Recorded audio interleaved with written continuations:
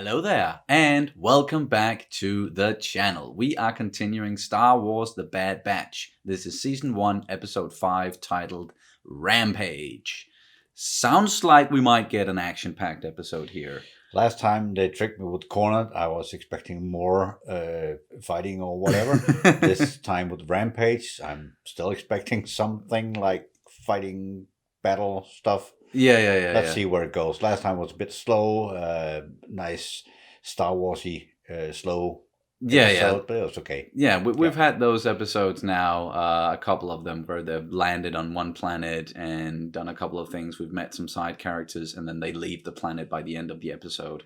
And I have a feeling that we're going to continue along those lines a bit more, into this first season. Yeah, exactly. And it just like the Clone Wars or the Rebels, they sort of built stuff up in the beginning with short episodes, and then they link it up together with longer episodes or interconnected episodes. Like story arcs. I was expecting something like this, and I like it. It's good. It's Star Wars. Yeah. We get to spend about 20 minutes in a galaxy far, far away each week, and that's amazing. And just like you said, that's what I was about to say with Clone Wars and Rebels. They did this thing too where, there's a lot of episodes that might seem a little filler-ish, and then they take some of those things that they used in those episodes and they kind of bring them back later on. And I'm expecting for them to do sort of the same thing here with The Bad Batch. I know there's some heat out on the social media about that it's too slow or too much what we expected or fan service, but I like fan service. It's like Dave Filoni, he made Clone Wars and he made Rebels, and people were asking for more, and he gave them more. So I can't really blame him for. No, I mean, I rarely give people a good attitude for doing their job, so I'm okay with it. yeah. It's like he's giving the people what they wanted more of. And I remember, when Clone Wars was still running, and same with Rebels. Even back then, there was a lot of back and forth with, that was not really a good episode, and it's been a while since we've had anything exciting, and it seems like it's filler, and then it comes together towards the end.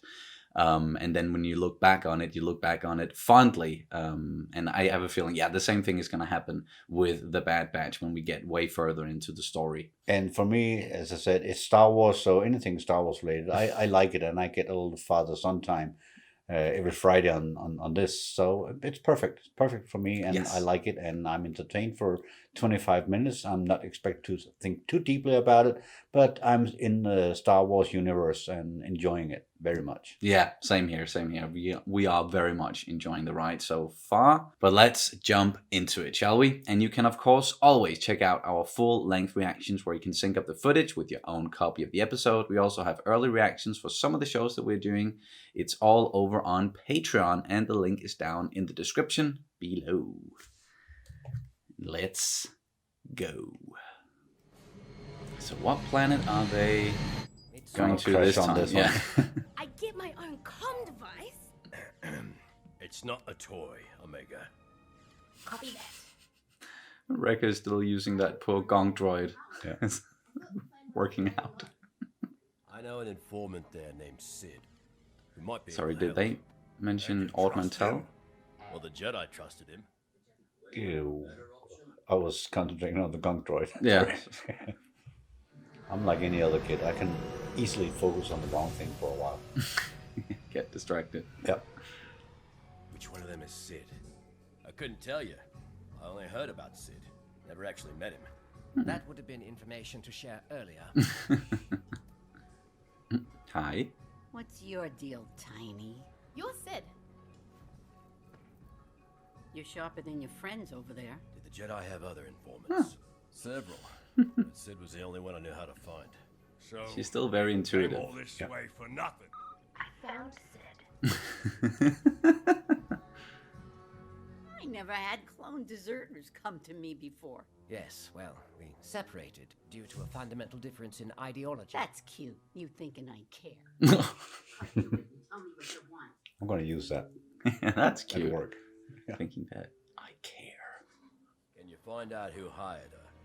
That depends on what you boys do for me. Ah, it's gonna be one of those Are you fresh out of the tube? missions. You pull a job for me, Yeah. and I get the information you want. And most games as well. Yeah. A lot of times in the Star Wars galaxy. My sources say she was taken by Zygerian slavers who are holed up on the other side of the planet. Well, who collects the bounty? Oh, look, it talks. We split the bounty 70-30. My favor, take it or leave it. All right. Yeah. You all right? Oh, and he's still got a headache. What's a slave trader? Someone who buys and sells people for credits. That doesn't seem right.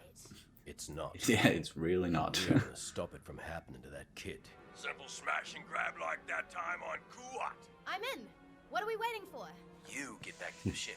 But That's an order. yes, sir.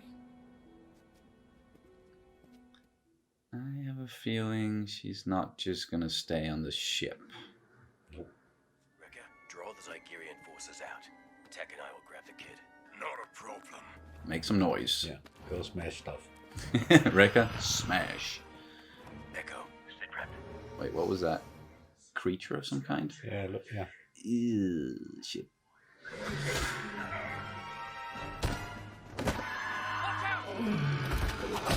Oh fuck. That was one of those things. Oh, come on. Now, there's no need for threats. I have my best people on it. Who was that? They didn't really show us on purpose, but he was speaking Huttese. Yeah. It might have looked like Bib Fortuna. Check the hole. Dang, my stomach is making a lot of noise. Sorry. Yeah. You should have eaten just something. You remember those episodes from the Clone Wars with these slavers? They captured Yeah. Anakin Yeah. and Obi-Wan and Rex. And Anakin does not look fondly on slavers. Nope. For good reason. Alright, now she's gonna have to save the day. It's getting looser. Nope. Do that one more time and you'll be... Seems like people are always underestimating these slavers. That's a nice pet to have. We need to signal Omega before the scouts find her. Except our comms are over there with our weapons. We won't need a comm. Found her. Yeah. How is she gonna get their gear to them?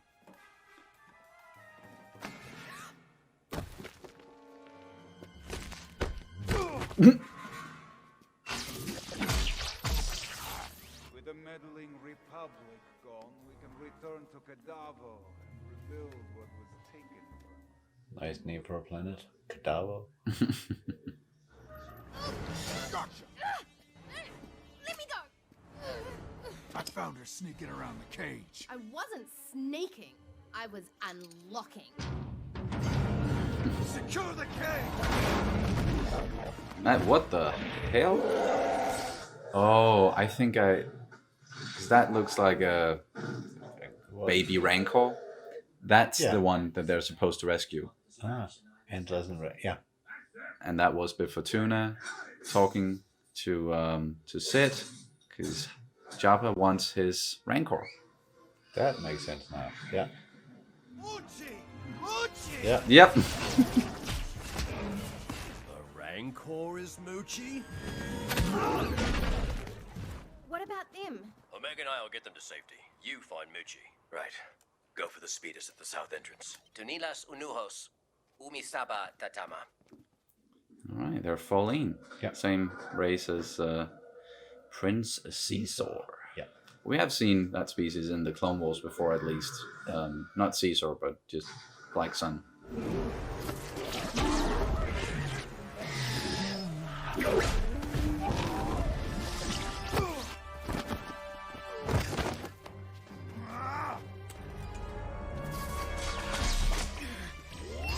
Hunter. Damn it. Nope. Alright. Got him. Yeah, she'll make that work. Oh, cool. Omega! Stay close! Hold on to that. That's kind of cool. Yeah. Any ideas how to stop that thing?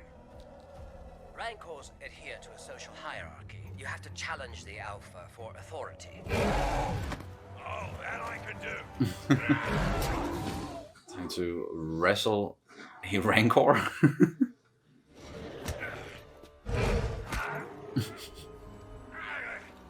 They're both getting tired. Nicely handled, Wrecker. Yeah. Yeah, you're not gonna like it when it grows up. Pleasant surprise. See, Bib, all is well. Now, about the matter of payment. Anko Muchi, Takitolpa Bonki Donko. Bye, Moochie. You could have told us we were going after Yeah. the Rancor. You, dark and broody, my office. Dark and broody. Who hired her? Unknown. My sources in the guild say she's working on a direct commission. You're gonna need two things. Friends and money. Well, we're not swimming in either at the moment. There's more where that came from. If you're looking for work. I'll think about it. It's interesting. A bounty hunter of Phoenix caliber being after you. You fellas must be pretty valuable. Well, Don't worry. I'm good with secrets. No, you're not.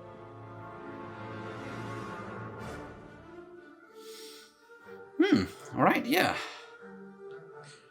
Another little side mission, but they did get some information out of it. And we found out that baby Rancors can be kind of cute. Kind of cute. Yeah.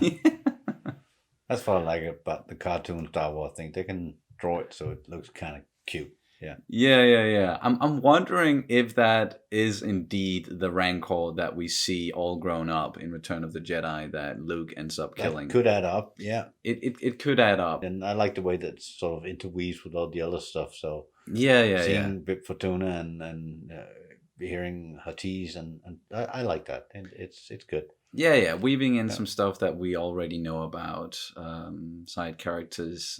They found out who Fennec Shand was in this episode. We, of course, already knew about her when we met her in the previous one from The Mandalorian, but still don't know who hired her to go after them. And of course, there's a lot of theorizing going on. Some people who are quite certain that it must be the people from Camino, but it could also be someone else. Yeah, it'll turn up somewhere along the way. I'm okay with not knowing and then making unknown and just keeping the suspense a bit. And maybe they'll surprise us with someone pulling the strings behind that. So yeah, we'll see where it goes. And it was again a nice, easy episode. Got some Star Wars stuff, and it's, as said in the beginning, it's more or less like a game. You have some side missions along the way, and it's okay. It builds up to something bigger at some point. Yeah. But yeah, it really does feel like some sort of video game type. And we've had this several times before. It is very much a Star Wars trope where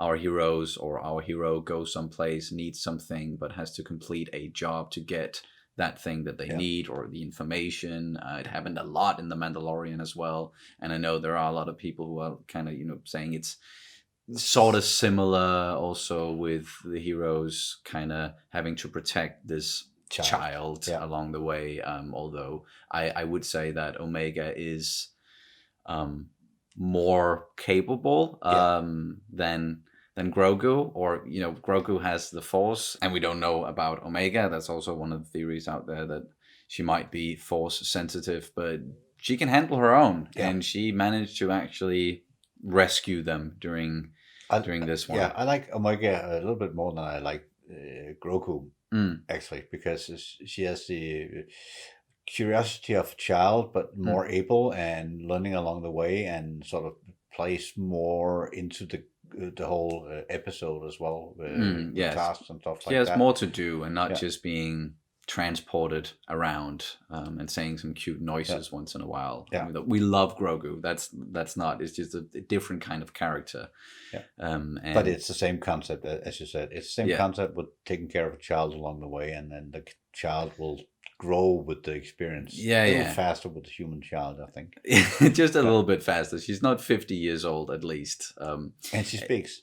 And she speaks, yes. And same as with The Mandalorian, we have people coming after the child, and bounty hunters and whatnot, mercenaries. And we also saw some, I guess you could say, like familiar faces in this one in the form of the slavers, which we've seen before in the Clone Wars. So that was a nice little callback there.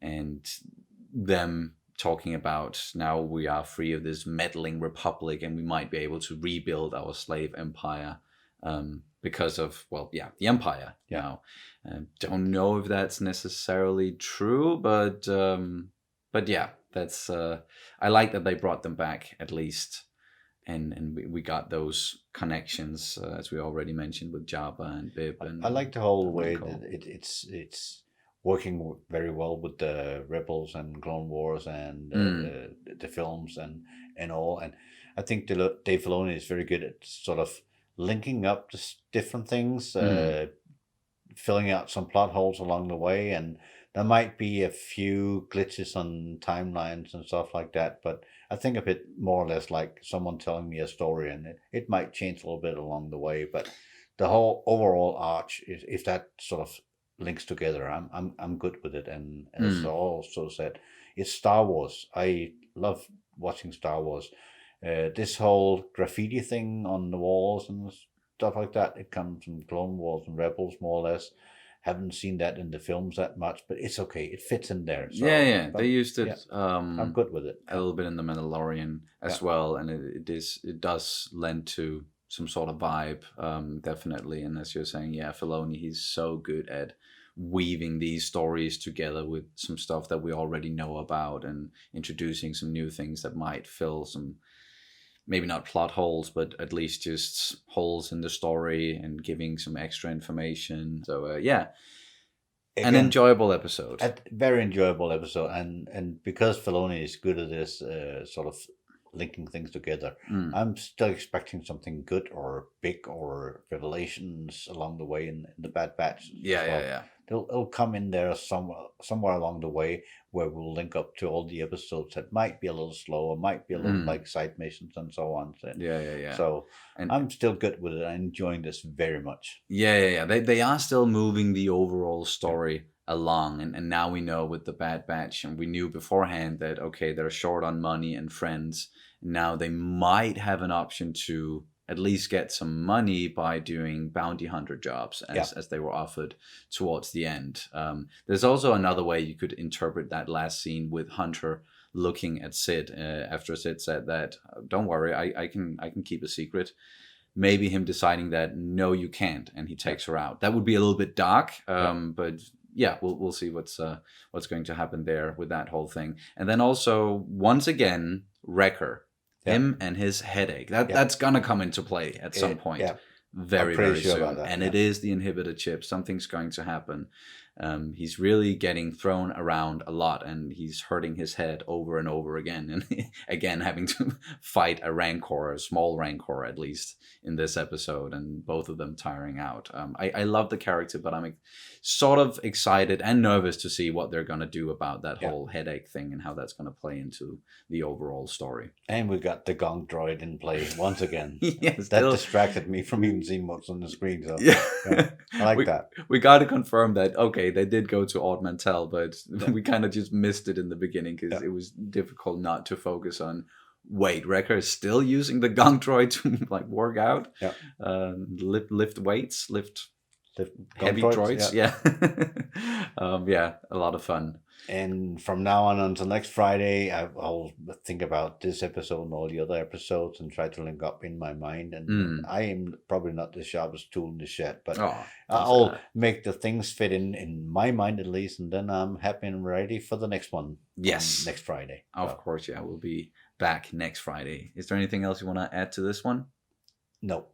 Fair enough. Then that's going to do it for this reaction and review of Star Wars The Bad Batch, Season 1, Episode 5, Rampage. Thank you guys so much for watching, and we'll see you very soon. May the Force be with you always.